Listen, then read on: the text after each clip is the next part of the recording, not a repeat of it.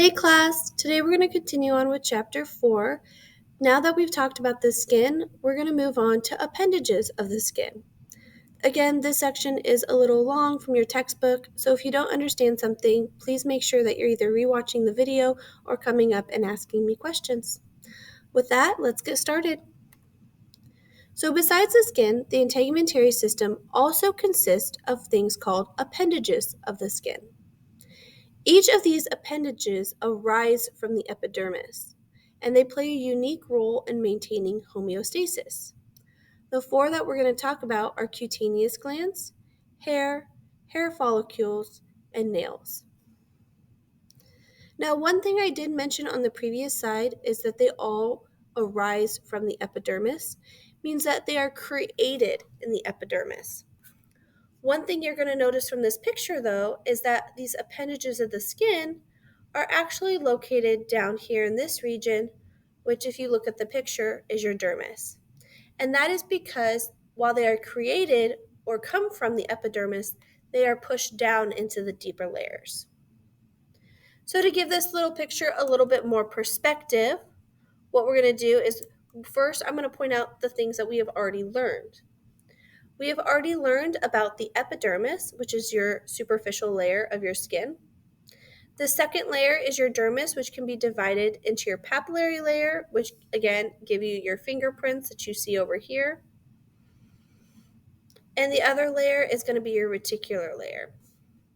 Underneath all of that, you have your hypodermis, which is not technically part of the integumentary system, but we do include it. It is that fat layer that helps cushion and protect us. All throughout here, we're going to find different structures located in the dermis, such as nerve structures, but also things like blood vessels and, again, these appendages of the skin. So let's first talk about cutaneous glands. One thing to know about cutaneous glands is that they are all considered exocrine glands. Exo means that they're going to have ducts. They have ductwork. The secretions that they release are released through ducts either onto the skin or near a hair follicle in the terms of integumentary system. There are two specific types of cutaneous glands that we're going to talk about. The first one is sebaceous glands and the second one is sweat glands. Now again, these glands are formed by cells in your stratum basale layer. Your stratum basale layer, remember, is going to be the deepest part of your epidermis. This is the layer that rests right next to the dermal layer and where a lot of cell division occurs. And this makes sense because if you're going to have things arise from it, such as glands, the glands are going to be created by cells here because they're next to a nutrient source. And after they're created, they are pushed into the deeper skin regions where these cutaneous glands ultimately reside almost entirely in the dermis that we saw in the previous picture. So let's first hit on sebaceous, otherwise known as oil glands. These glands are located all over the skin except on the palms of your hands and the soles of your feet. They produce something called sebum, which is another word for oil. This is where we get the name sebaceous. Sebum, sebaceous. Now, sebum, otherwise known as oil, has several different functions within our body. One, it helps make skin soft and it gives it moisture. Two, it prevents hair from becoming brittle. And three, it helps kill bacteria. Now, most of these have ducts that empty into hair follicles. Others do open directly on the skin surface. And one thing to know about oil glands is that they are activated during puberty because there's an increase in androgens being produced. If you're not sure what androgens are, they are basically a hormone that is released by both male and female, typically around the time that we're going through puberty. And this makes sense. Usually, a lot of people, their skin gets oily around the time that they are going through puberty. This is where you're going to get a lot of acne flare-ups. Over here, we have a picture of a cutaneous gland.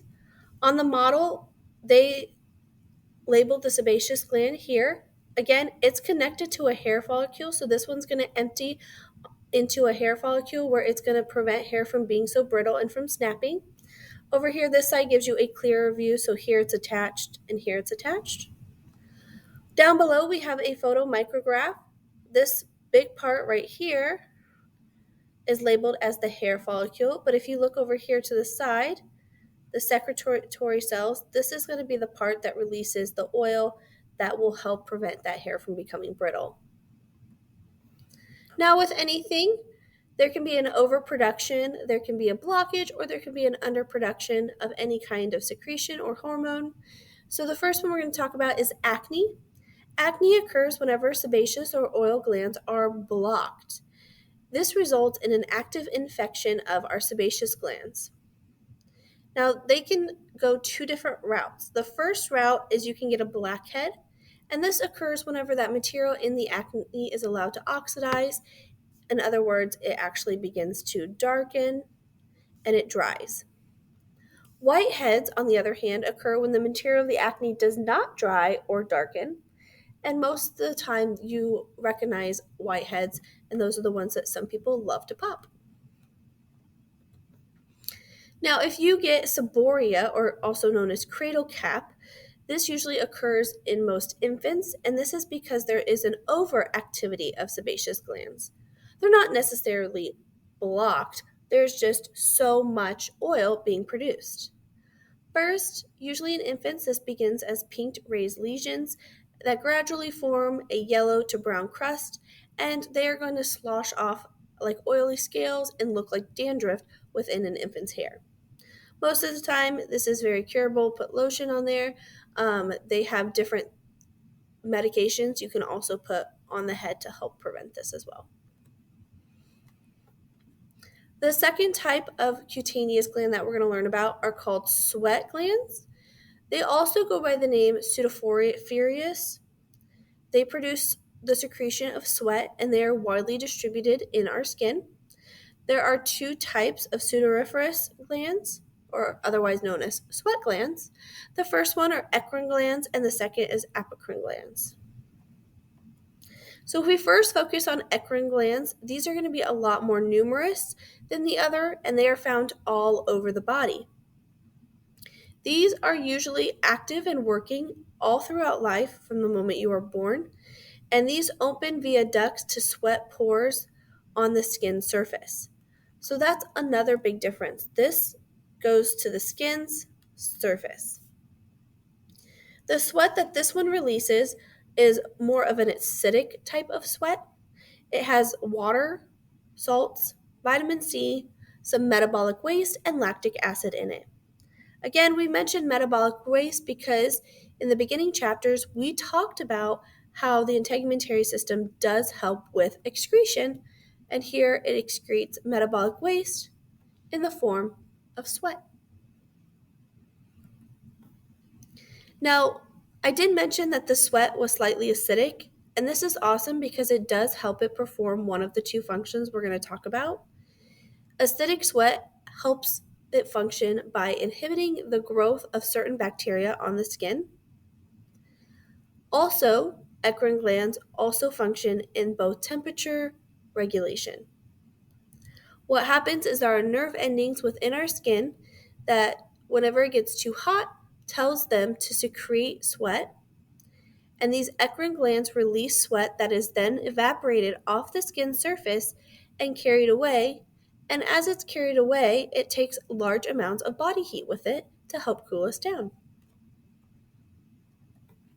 Here is a good picture of the model again, and you're going to see now we have echrane glands labeled. So here's my echrane gland, and there's a ductwork that releases right into a sweat pore right here at the surface of the skin. If you were looking at a photomicrograph, you can see the open ductwork and the secretory cells, which will release the sweat surrounding it to be dumped into that duct to be carried to the surface of our skin. The next one is apocrine gland. Again, this is a type of sweat gland, so I'm going to go ahead and write that in case you've lost your spot. Type of sweat gland. These glands are usually larger than the echrane glands, And their ducts don't empty onto the skin, they actually empty into hair follicles, so that's a difference. They are often found in very specific regions within our body, specifically our armpits and our genitals, where during puberty you're going to see a lot of hair growth. Now, this sweat is not the same as the sweat that gets released from your echrane glands. This sweat contains a lot of fatty acids and proteins, and it gives the sweat a milky or yellowish color. Most oftentimes, you associate this sweat with an odor, but this sweat is actually odorless. The reason you smell odor or an unpleasant odor is because of bacteria on the skin eat away and use that sweat as a food source, and then they release an odor in return. So the bacteria are the one releasing the odor. I like to make the weird analogy that they're eating this sweat and then they're farting it out, and that's what you're smelling. Now, apocrine glands, we don't know the precise function. We do know that they play a very, very minimal role in body temperature regulation, so they're not as big into that as your eccrine glands. We also do know that apocrine glands begin to function around puberty because, again, that increase in androgens or that increase in hormones. And again, they're activated by nerve fibers during pain. If you're stressed, you begin to sweat in your armpit regions, or even during sexual arousal.